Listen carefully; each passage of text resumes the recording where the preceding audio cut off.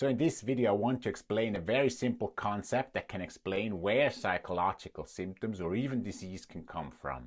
Now, obviously, to properly understand that as a whole, it takes a bit more than just one concept and a bit more than just one video, but that's all we have for now, so let's dive right into it. So what we want to look at today is called the stress vulnerability model. And that may actually sound a bit more complicated than what it is, because it's really easy. The stress vulnerability model says that psychological symptoms or disease arise out of the combination of two things.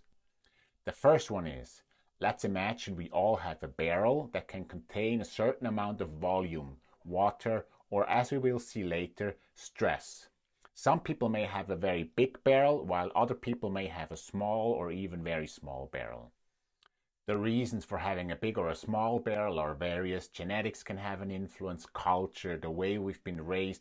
Difficult or traumatic experiences can make the size of the barrel smaller, while strengthening experience such as a healthy role model through our parents of dealing with our emotions, for example, can make the barrel bigger. Now, a big barrel means obviously we can hold a lot of stress with it without it causing any problems, and a small barrel means we can only contain little. So some people need to be careful and make a lot of self-care, maybe sometimes retreat, while others may not have that need at all. That has to do with the size of the barrel. The second one is stress. Now, stress in this case means actually two things. It means one, stress in general, that's the workload, being in traffic, how many things we have to do. And the second one, which is very important in this case, is individual stress. These are things that specifically trigger us. That can mean someone reacts very sensitive to a breakup situation, which might be hard for everybody, but somebody might react very strong to it. Somebody else might react very strong to stress with the boss or stress at the workplace. And these things are the ones that fill up our barrel super quickly.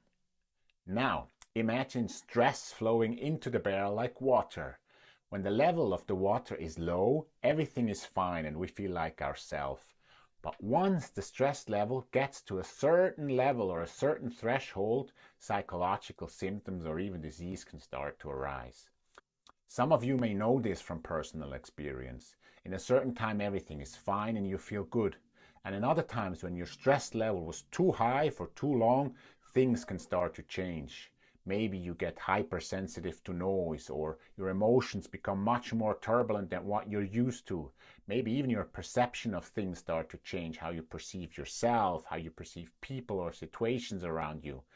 That is exactly what happens when that certain threshold of stress in your barrel has been reached. So this is what the stress vulnerability model explains, that psychological symptoms or illness arise out of the combination of two things. One is your capacity of holding or dealing with stress, which is symbolized by a barrel. And second, the amount of stress, both general and individual stress, flowing into that barrel. Now, how we can make use of that knowledge and prevent it, I plan to explain in another video.